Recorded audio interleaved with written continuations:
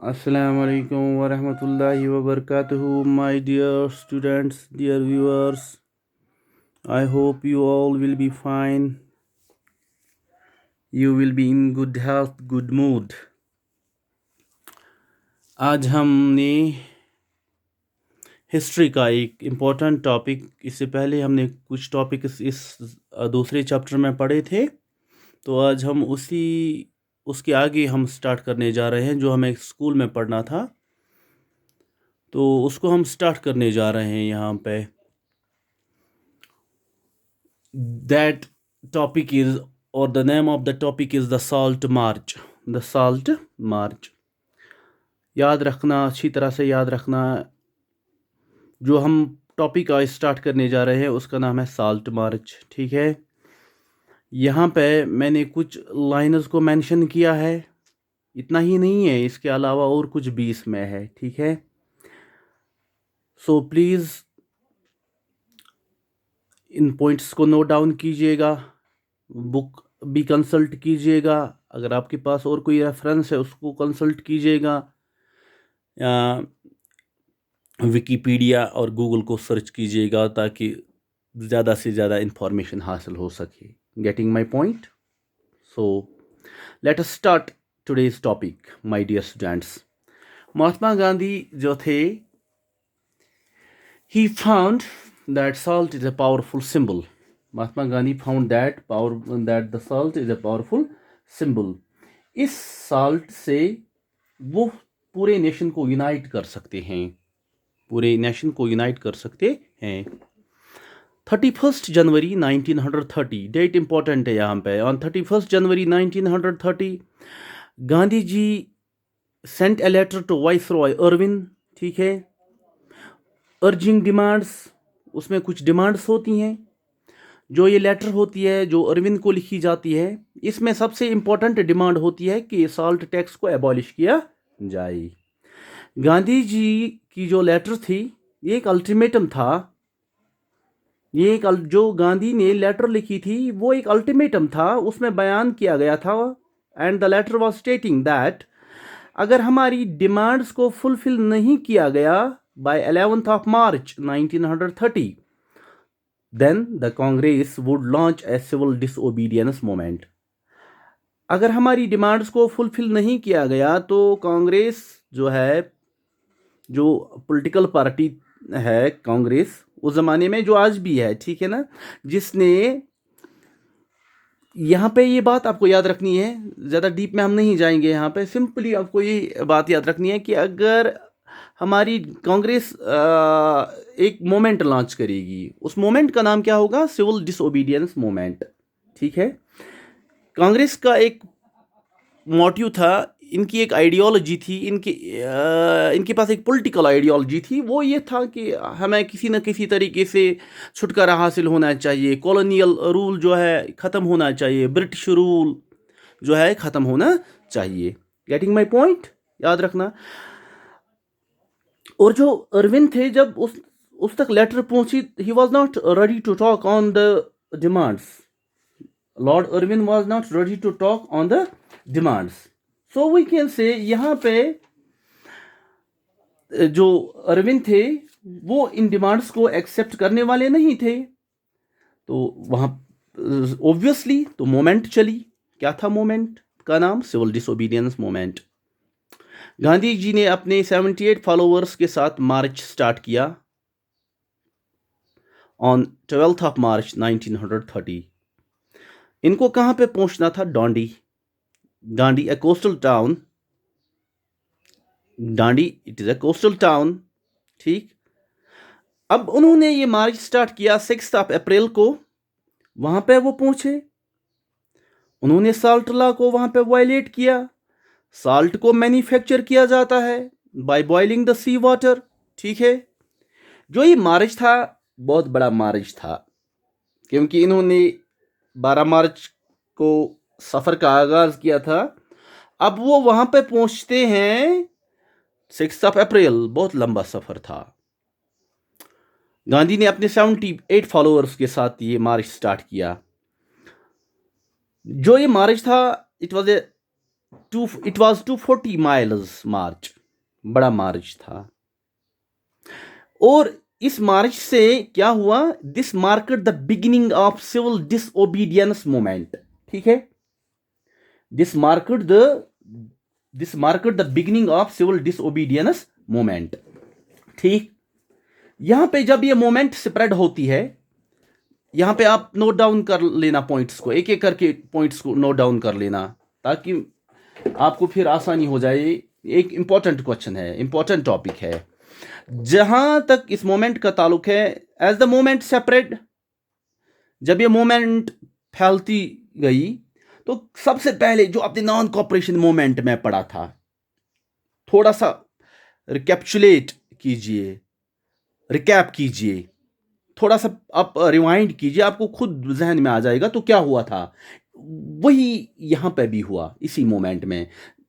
सबसे पहले पहला पॉइंट है बच्चों, सबसे पहला पॉइंट, फायर एंड क्लॉथ्स का बाइकआउट किया जाता है।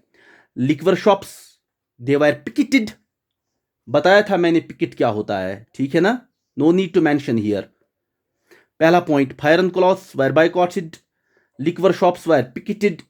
जो पीजेंट्स थे, now they refuse to pay the taxes, now they refuse to pay the revenue taxes। ठीक है, और जो दूसरा पॉइंट है, दूसरा पॉइंट इंपॉर्टेंट पॉइंट है, याद रख लें, इसको नोट डाउन कर लेना। तीसरा पॉइंट जो था इस मोमेंट में, जो सबसे इंपॉर्टेंट यहाँ पे क्या होता है कि जो विलेज ऑफिशियल्स होते हैं, they resigned from their posts, like we can say गांव का पटवारी होता है, प्रधान होता है जिसे हम सरपंच कहते हैं, या मुखिया होता है, या गांव में बाकी जो ओहदेदार होते हैं, विलेज ऑफिशियल्स होते हैं, उन्होंने अपने पोस्ट से रिज़ाइन किया। ठीक है, और बहुत सारी जगहों पे फॉरेस्ट लॉज को वायलेट किया जाता है। इन पॉइंट्स को याद रख लेना, बहुत सारी जगहों पे फॉरेस्ट लॉज को वायलेट किया जाता है। Now the British government they were worried by the ongoing moment. अब इस मोमेंट से वो बहुत खौफजदा भी हो गई थी इस मोमेंट से, they were worried by the ongoing moment.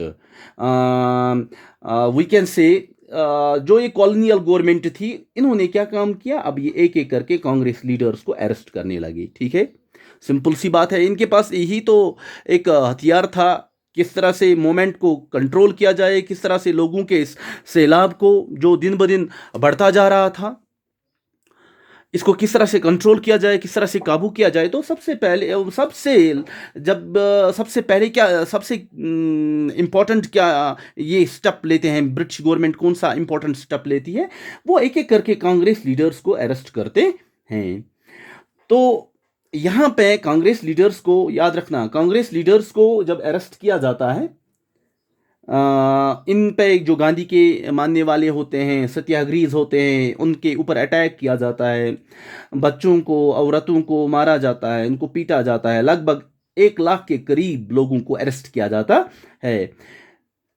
एक प्रोमिनेंट लीडर थे कांग्रेस के, और वी कैन से, जिसे हम कहते थे, जिसे हम फ्रंटियर गांधी भी कहते हैं, प्रोमिनेंट लीडर थे, खान अब्दुल गफ्फार खान। इसका दूसरा नाम था, इसका सॉब्रिक्यूट था, इसका निकनेम जो था, दैट वाज फ्रंटियर गांधी। इसको भी अप्रैल में अरेस्ट किया जाता है, अप्रैल 1930 में अरेस्ट किया जाता है।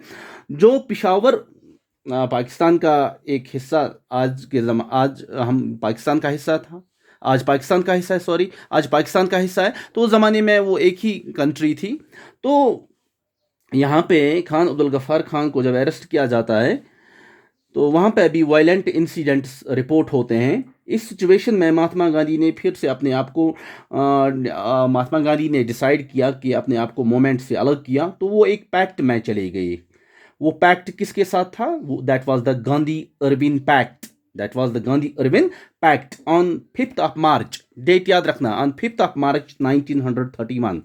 यहाँ पे ये बात आ गई कि गांधी ने अपने आप को मोमेंट से क्यों अलग किया, गांधी ने अपने आप को मोमेंट से सेपरेट क्यों किया, क्योंकि इससे पहले आपने पढ़ा था कि Gandhi was the true believer of non violence. ठीक है, उसका एक नॉवल मेथड था. He was the believer of non violence. He was the believer of non violence. So we can say अब गांधी ने इस सिचुएशन में अपने आप को अलग किया, तो मोमेंट से अपने आप को हटा लिया, तो एक पैक्ट में चले गए. That pact was with the Irwin, जो उस दौर के वाइस रॉय थे, ऑन 5th ऑफ मार्च 1931. उसके बाद दिसंबर 1931 में इंपॉर्टेंट डेट है, याद रखना. Dates are most important, more important. दिसंबर 1931 गांधी जी अब लंदन चले जाते हैं राउंड टेबल कॉन्फ्रेंस के लिए. मगर जो ये डिस्कशन वहां पे होता है, राउंड टेबल कॉन्फ्रेंस वहां पे होती है, वो फ्यूटाइल होती है, उसका कोई यूज नहीं होता है. गांधी जी वहां से निराश होके वापस आए, निराश, डिसअपॉइंटेड. जब वो इंडिया आ जाते हैं, वो क्या डिस्कवर करते हैं, उसको क्या लगता है कि गवर्नमेंट ने एक नया तरीका अपनाया है, एक नया मेथड अपनाया है कंट्रोल का. कांग्रेस को इलीगल डिक्लेयर किया जाता है. ठीक है. जब गांधी वहां से वापस पहुंचते हैं, लंदन से वापस पहुंचते हैं, तो वहां से वो निराश होके वापस आ जाते हैं. जब वो इंडिया पहुंच जाते हैं, वापस आ जाते हैं, तो वो क्या पाते हैं, वो क्या डिस्कवर करते हैं कि गवर्नमेंट ने एक नया मेथड, एक नया तरीका अपनाया है कंट्रोल का. वो मेथड क्या था कि कांग्रेस को इलीगल डिक्लेयर किया जाता है. अब्दुल गफ्फार खान और खान अब्दुल गफ्फार खान, खान अब्दुल गफ्फार खान और फ्रंटियर गांधी और जवाहरलाल नेहरू, जो हमारे देश के पहले प्रधानमंत्री थे, उनको जेलों में रखा जाता है, बंद रखा जाता है. महात्मा गांधी ने फिर से स्टार्ट की, रिलॉन्च की मोमेंट. कौन सी मोमेंट? जिस मोमेंट से अपने आप को महात्मा गांधी ने अपने आप को हटा लिया था, फिर से महात्मा गांधी उस मोमेंट को रिलॉन्च करते हैं, सिविल डिसओबीडियंस मोमेंट. और जो ये मोमेंट है, ये कंटिन्यू होती है 1 साल के लिए, और ये ऑटोमेटिकली और वी कैन से इस तहरीक की जो मोमेंटम होती है, वो that lost by the year 1934. That was about the salt march and the civil disobedience movement. So इसके बाद और कुछ इस सेकंड चैप्टर के कुछ सब टॉपिक्स हैं, तो अगले वाले लेक्चर्स में हम इंशाल्लाह उनको कंप्लीट करेंगे. तब तक good bye, thank you very much.